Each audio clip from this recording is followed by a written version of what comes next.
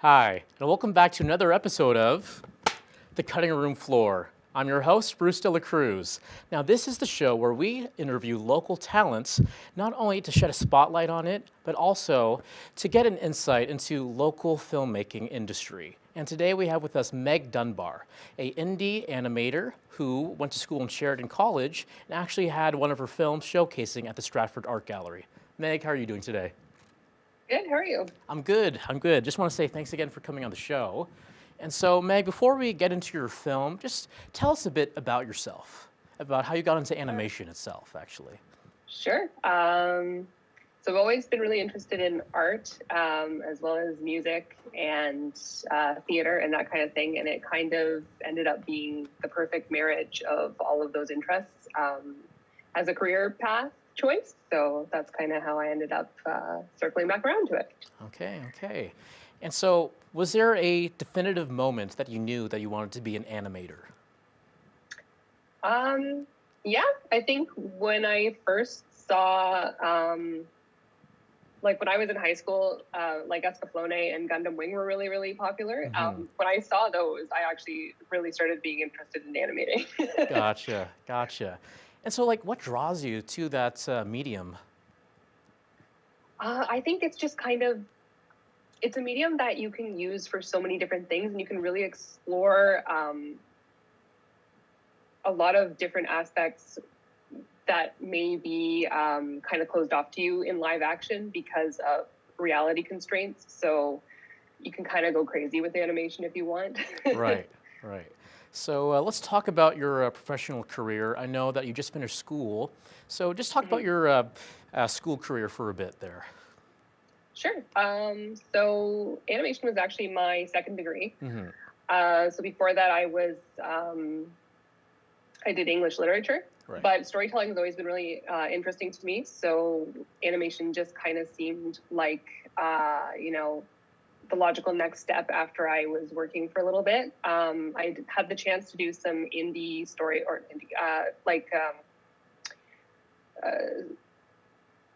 freelance storyboarding before I returned to school. And so that was kind of the test that I was able to do to see if it was something that I wanted to do professionally. So it really continued to interest me even after I was doing it for not myself.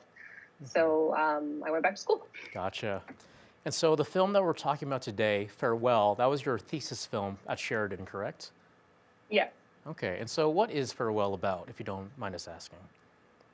So it's about coming to terms with losing somebody you love and the joy that can still be had in their memory after they've passed on. And so do you mind telling us who the film was meant for or about? Oh, yes. So my father passed away probably, it's 3 years actually, this past March. So I did start the film after that, start like planning the film after that. So. Right. And so give us like a short synopsis of the film then. Sure. So the main character kind of can't handle all of the stress and stuff from her father passing, and she escapes into the wilderness with his funerary statue to kind of be alone and process her emotions. And while she's there, his spirit ends up coming out of the statue, and she ends up being able to say a final farewell to him. I see. And so what was the inspiration behind the art style there? So I really love Studio Ghibli, but I also really love Cartoon Saloon. And so I kind of wanted to marry those two styles a bit for the film. Yeah, so it is like a traditional hand-drawn film with digital programs. Yeah. So, yeah. And where did the Viking aesthetic come from, if you don't mind me asking? Honestly, it just kind of felt right, basically. Like, Yeah. I didn't really consciously choose Viking. I just kind of went, yeah, all right. Yeah, when for I was sure. designing the character, so. Gotcha. Yeah. When I watched this, go ahead. Sorry. Oh, you go ahead. No, Sorry. I was just gonna say I did know that I wanted it to be kind of remote and cold, so. Right. Yeah. When I watched the film on my own, one of the things that really blew me away was the music. Yeah, Yes. if you don't mind telling us a little bit more about that aspect. Yeah, so my composer was Alex Tierlisi. He has composed for other stuff before, though I couldn't tell you like his full filmography or anything. But he's an amazing composer. You know, he asked me like what I was kind of looking for, and he was able to deliver it like pretty much the first go at it. Like he had it right away, and I was already like, yeah, this is it. This is the music. So it came together really well. And like the inspiration that he asked for, when I was thinking about it, I kind of said like, oh, you know, I would love for it to sound kind of like The Secret Life of Walter Mitty, and I think he kind of did a really good job at that. Interesting, because like the sequence we have on the screen right here, right now, and the music when it's combined, it actually really reminded me of the movie Brother Bear from Disney. Yeah, and I've had a lot of people say that as well. So like, Yeah. I'm not mad about it. It definitely, that's kind of cool. So. I mean, it's a good film, both of them, both of yours films, yeah. There's someone that you mentioned in the honorable mention by the name of Jason Grow. Yeah. He was your mentor, I believe, correct? Yeah. Jason was my mentor. He, as far as I know, still works for Nelvana. He was also a Sheridan alumni. So he often said that he started mentoring because he wanted to give back to the Sheridan community, and he had such a great experience there with his teachers. So I don't know, he was really, really supportive, and he was great for helping me work through the story and refine it so that it fit into the time that I needed. And yeah, he's been wonderful.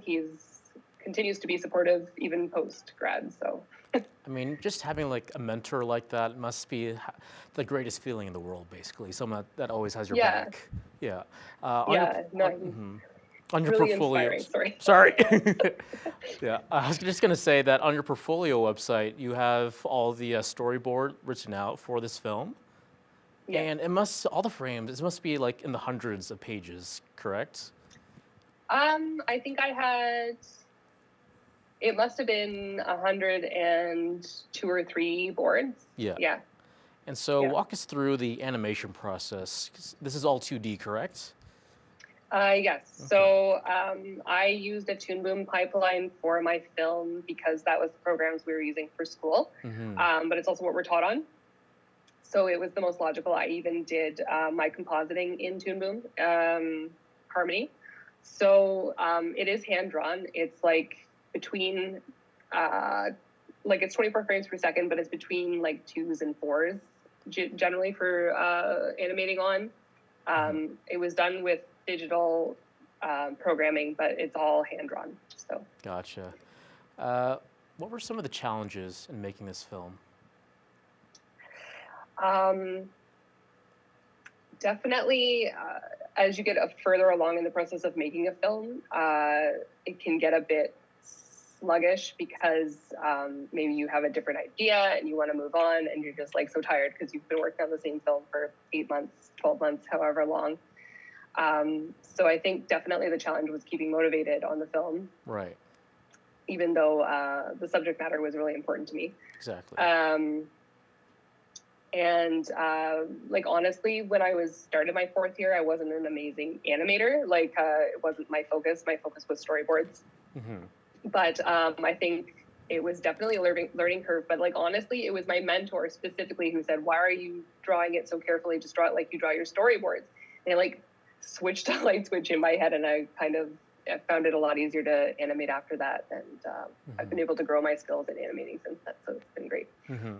This film has some very heavy subject matter. Was this like whole experience for you therapeutic in a way? Yeah, and I mean, I think art overall can be really therapeutic for people. Like even if you don't feel that you're a good artist, like it's still, I don't know, it's kind of freeing to be able to use it as an avenue to express emotions that you can't necessarily talk about out loud. So, yes, short answer is yes. Yeah. This whole film reminds me of a quote, one of my favorite quotes. I can't tell you who it's from. Basically, it just goes something like, if an artist falls in love with you, you can never die. And I feel like that's what you've done for your father here. Yeah. Yeah, I think so. I don't know. I think it kind of will help preserve his memory, or at least for me it does. Right, right. So let's talk about how you actually had the film playing at the Art Gallery of Stratford. Yeah, Yeah. so one of my friends actually sent me the post for submitting to Art Screen last year, when I was still kind of looking for festivals to submit stuff to. Mm-hmm. And I said, yeah, that looks good. I had never done a gallery exhibit before, and it just kind of like it seemed to fit my piece. So I was like, okay, yeah, I'll do it. I didn't really think I would get in per se, but I think I just really lucked out, and it was a pretty cool experience. Right. Yeah. So Describe the feeling that you had when you found out you were actually selected to be viewed at the gallery. I was shocked. I didn't know what to do or say. I was like, "Oh, really?" Yeah. So it was pretty surprising, but I was pretty excited afterwards. So yeah. Before you moved to New Brunswick, were you able to see your film at the gallery at all, or? No, I was already here by the Okay. time I heard that it was going to be shown. So I moved back here probably in June, and I was told in December that they'd be showing it from January to March. So Right. Do you have any friends that are still in the area that have been able to go experience it? yeah, I have a few friends that got to see it, and they like sent me pictures and films of themselves watching my films. So that was kind of cool. Yeah. It must be strange just like seeing something that you did so far away and people still having being impacted by it. Yeah, it is. I think it's kind of nice to kind of observe it through the third party, because I like, even though like it's definitely a good idea to watch audience reactions and stuff to your films for just for like your own information, it's not something I love to do. So it's kind of nice because it was kind of like a removed watch Right. of it happening. I So get that. yeah. So you have this viewing for the film here from January 1st to March 31st, I believe. Yes. Are you planning to show it anywhere else or enter it into any festivals? At the moment, I don't have many plans. I'm kind of starting like a new short film, which I'm focusing more on. But I mean, it's definitely a possibility. I wouldn't say no, but Right. it depends on the festival and whether it works for it. So. Tell us more about the new film, if you don't mind. Oh, I've just started production on a horror film, actually pre-production, not production. It's going to be about corporate deadlines. so I don't know. I'm pretty excited for that one as well. Right now, I'm looking at learning how to write grant proposals, to hopefully get some funding for it. So yeah. All right, well, we've got our fingers crossed for you. Yeah. Thank you. So you mentioned horror and the Farewell. Would you describe it as more like a fantasy film, or what kind of genre would you describe it as? Fantasy I drama? would say it's like a fantasy film. It's if anything, I would say it's like realistic fantasy, because there isn't a whole bunch of fantasy in it, and I didn't really explore too many of the rules of the fantasy in the world. But like short story, yes, it's a fantasy film. I'm just trying to get a sense of the themes and genres that you like to animate in. So I'm just curious as to what are some of your other inspirations? Well, I really like when there's a little bit of fantasy in any genre. So like I would say like majorly fantasy is my inspiration, but I'm really into like historical fiction. I'm also interested in horror, like telling horror stories. Interestingly enough, growing up, I did not like to watch horror films, but as I've gotten older, I don't know, it's more interesting to me. I like the psychological aspect of it, and it is kind of an interesting genre through which to explore character studies. Yeah. So that's really interesting, because I feel like a lot of people these days still view animation as just for kids. Yes. And I'm trying to think of a good example of a horror film that's animated that's like kind of not anime or anything like that. And so I'm interested in what your opinion is, just like with how Western audiences still view animation as just for kids.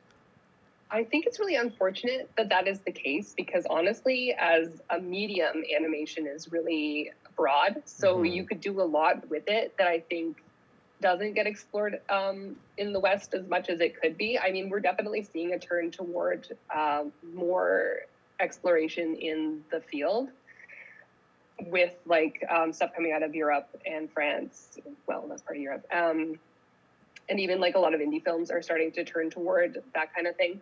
So I think it should be interesting to see where we go in the next 10 years in the West in terms of point of view on who animation is for. Right. But I don't, like personally, I don't think it should just be for kids. I think it could, like, animation really helps us to suspend our disbelief a lot more than like live action.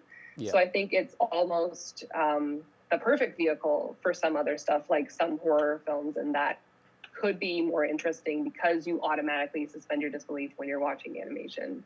Exactly. And that just brings me to my next point, basically. What do you think of all these live action adaptations in the recent years? This is just my viewpoint, but I don't like them. I think you're just retreading something that was already made and was already good. Yes. And I've never watched an animated film and thought to myself, oh, I wish I could see this in live action. So, but each their own. Yeah. But no, I don't like it. I think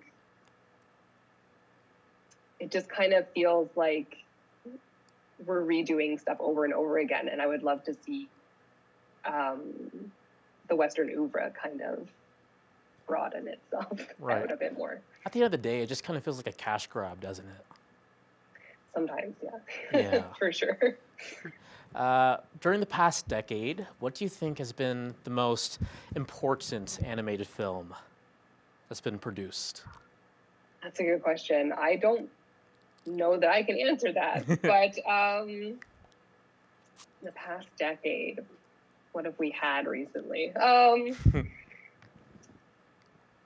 That's a very good question. I can tell you which ones I've liked. Yeah, I don't sure. know if I could tell you which one I think is the most important. Yeah.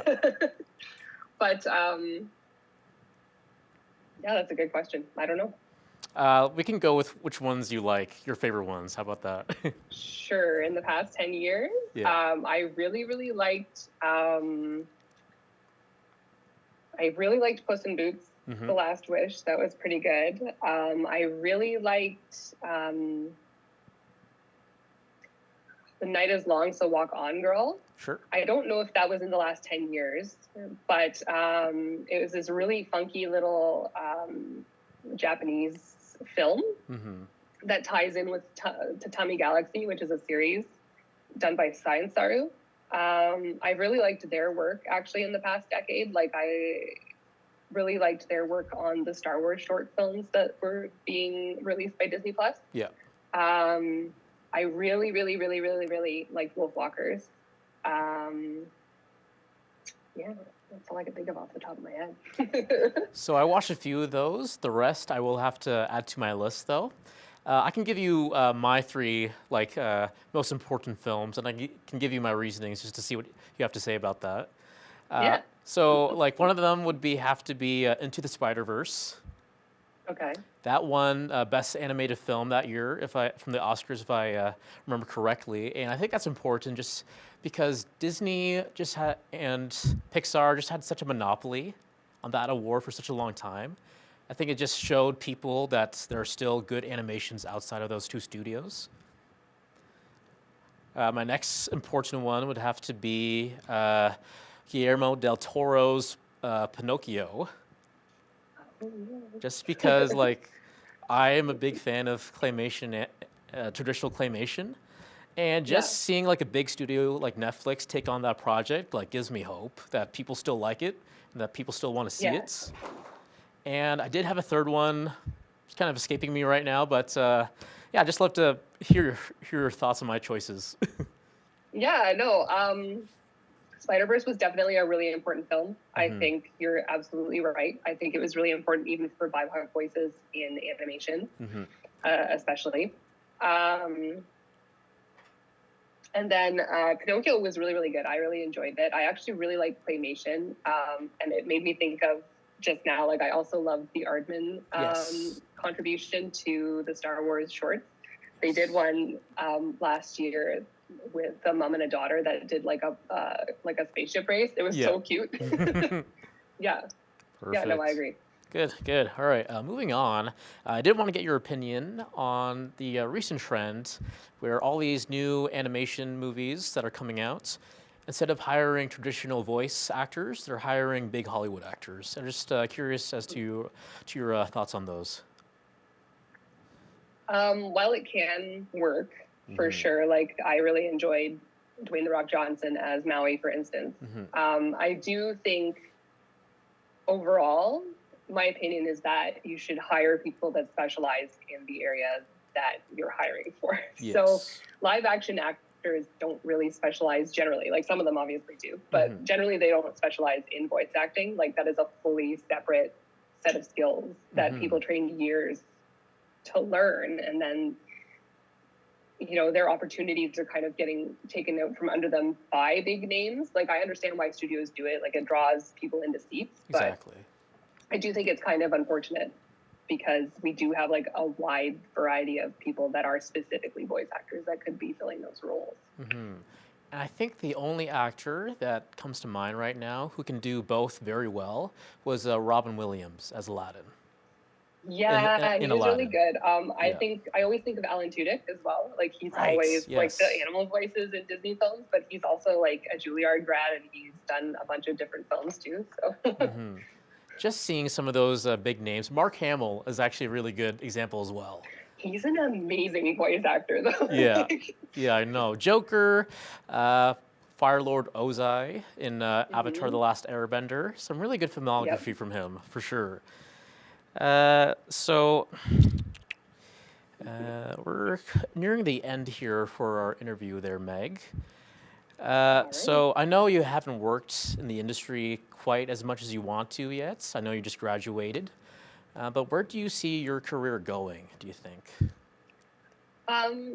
Maybe in the next 10 to 20 years, I'd like to start my own studio once I actually have experience under my belt, with an emphasis on creating opportunities for people that maybe can't afford to go to animation school to learn on the job at my studio. Like that's kind of where I would love to be in 20 years, but we'll see. Yeah. Are there any specific films that you want to make?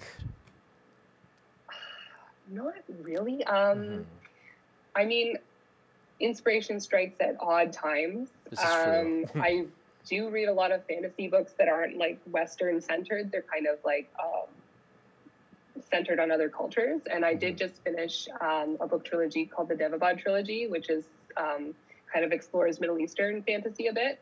And I would love to see those books adapted into films. I think that would be really cool. Well, we'll keep an eye out for you when those come out then. And so another thing that I wanted to ask you was that there are so many ways to measure success in the filmmaking industry, whether it's by how many people watch your film, how much money it makes, how many awards it gets. How would you measure your own success?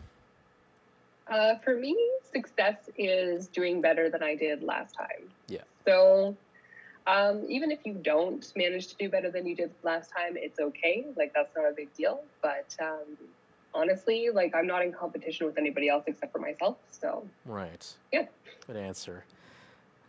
Since you're an animator, I feel like I have to throw in a few more animated questions at you. So, what are some of the pros and cons of animation as opposed to traditional filmmaking?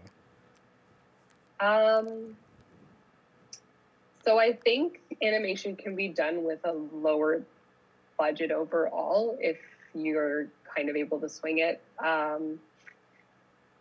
Depending though, like I say that, but I don't know the real answer because I've never worked on an actual big budget film, so I don't know exactly how allocation goes. But generally speaking, like as an indie creator, it's a little bit easier in my opinion, as long as you're using software that's open source, especially. it can be pretty affordable. I think also it helps with, it definitely, like I said before, helps with suspension of disbelief. I think you can get away with a ton more in animation than you can in live action in terms of audience engagement and not getting taken out of the film and being like, oh, can that actually happen? Does that happen in real life? Yeah. I think also, I don't know. That's a good question. Those are the two I could think of off the top of my head. But yeah, I don't know enough to like answer that satisfactorily, I think. I mean, one of the things that I would also suggest is that I know I talked about animation just being for kids, but I think that's also an advantage because with that mindset, animation just has this like whimsical feeling to it all the time that a lot of other live action movies don't sometimes. And that's always like good to have, depending on the film that you make. Yeah. I think so. Yeah. Yeah, for sure. And so the final question there, Meg, do you have any advice that you want to give to other animators that are trying to break into the industry? Sure. Don't give up. It's really difficult, even in circumstances that are normal for animation to break in. You know, just keep trying. Even if your career doesn't look the way you thought it was going to look, it doesn't mean you've failed. It just means it looks different, and that's okay too. Perfect. Thank you so much, Meg. Thank you.